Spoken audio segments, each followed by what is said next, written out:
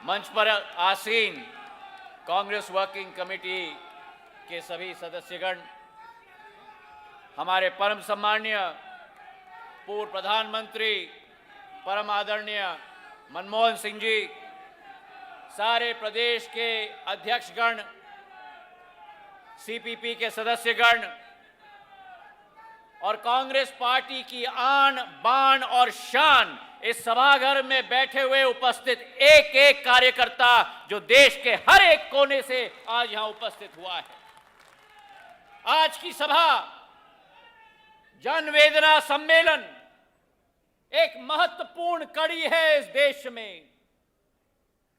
विमुद्रीकरण का मुद्दा, नोटबंदी का मुद्दा, ये केवल एक आर्थिक कदम नहीं है। मैं तो ये मानता हूं कि ये देश के 125 करोड़ लोगों के ऊपर सबसे बड़ा शोषण का कार्य इस बीजेपी के सरकार ने करवाया है।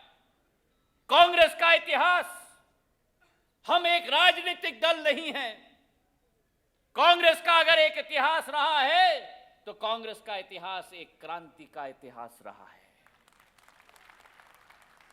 जब सुख शांति का वातावरण हो तो कांग्रेस का एक एक कार्यकर्ता और एक एक पहरेदार जागरूक न हो तो कोई बात नहीं, लेकिन जब संकट का सामना आए देश के सामने, तब अगर प्रथम पंक्ति में इतिहास गवाह है, अगर किसी ने बलिदान दिया है तो कांग्रेस के कार्यकर्ता ने बलिदान दिया है। मैं आज सुन रहा था अनेक वक्ताओं को, कांग्रेस को अपना प्रमाण पत्र किसी बीजेपी के कार्यकर्ता को देने की जरूरत नहीं। कांग्रेस का प्रमाण पत्र विश्व का एक एक नागरिक जानता है, इसमें कोई दो राय नहीं।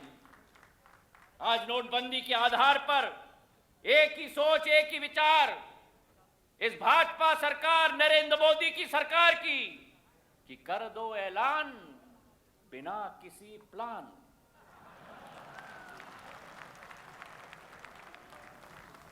जैसे घरों में झाड़ू लगाया जाता है, 86% इस देश की राशि, इस देश का मुद्रा वैक्यूम क्लीनर लगाकर घसीट दिया इन्होंने।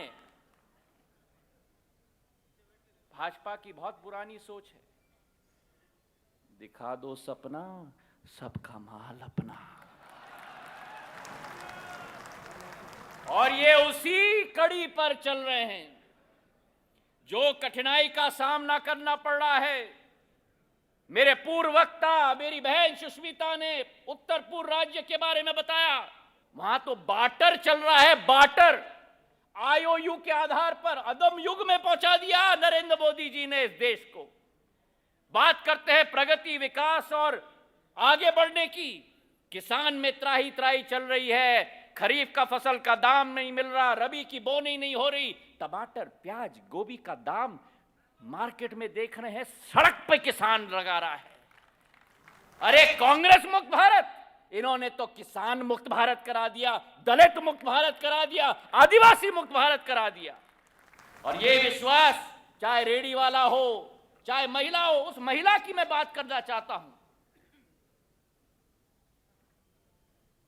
पुराना इतिहास है, संस्कृति है हमारे देश में। घर घर में महिला एक एक रुपए की बचत करती है, सालों साल जिंदगी भर अपना पैसा एकत्रित करती है कि घर में कभी ना संकट का समय आ जाए, शादी का समय आ जाए। और एक ही कलम से इस नरेंद्र मोदी जी ने सारे महिलाओं का पैसा को कागज के टुकड़े में बदल दिया। और महिलाओं का हम सोचें, पति को बताएगी तो पति कहेगा कि पैसा कहां से आया, और नरेंद्र मोदी को बताए तो कहेंगे कि तुम तो भ्रष्ट हो। लाइन में लगे हैं, कोई सूट बूट वाले नहीं, कोई उद्योगपति नहीं। अगर लाइन में लगा है तो देश का गरीब लगा है, देश का किसान लगा है, देश का दलित और आदिवासी अगर लगा है तो लाइन में लगा है। तो आज मैं कहना चाहता हूं, ये महायज्ञ की बात करते हैं, जीवन की आहुति हमारे देश की जनता के 115 लोग ने दी।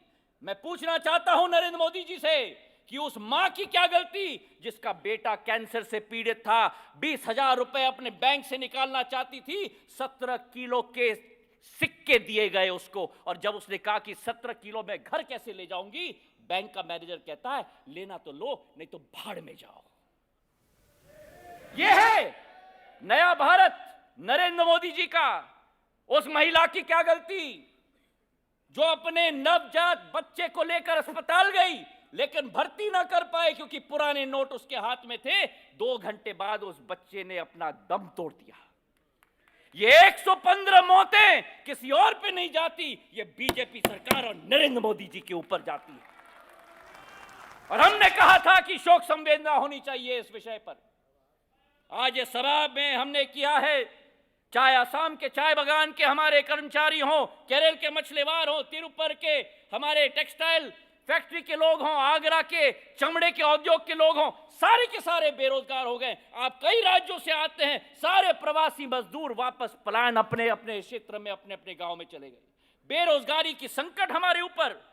और सूट बूट वाले 7,000 करोड़ बड़े उद्योगपतियों का किसान माफ करते हैं, लेकिन राहुल जी ने जो मांग की वो किसानों का ऋण माफ नहीं हुआ जो 72,000 करोड़ सोनिया गांधी, प्रधानमंत्री मनमोहन सिंह और राहुल गांधी ने यूपीए की सरकार में करके दिखाया था।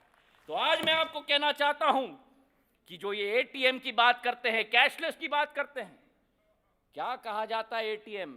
Any time money. आज एटीएम का क्या मतलब है? आएगा तो मिलेगा। ये केंद्रीकरण जो इस देश में हुआ है एक व्यक्ति के इर्द गिर्द, ये देश बहुधर्मिक देश है, बहुजाति देश है। ये गुलदस्ता है जिसमें एक एक गुलाब के फूल की महक से ये चमन नहीं, विश्व को ये देश बनाता है। ये भारत की विशेषता है। अगर भारत को आगे बढ़ना होगा तो सभी को साथ में लेके बढ़ना होगा, एक आदमी के आधार नहीं होगा। जो राहुल जी ने आज परचम लहराया है, हमें संकेत दिया है, दिन रात एक कर रहे हैं देश के गरीब और एक एक इंसान के लिए।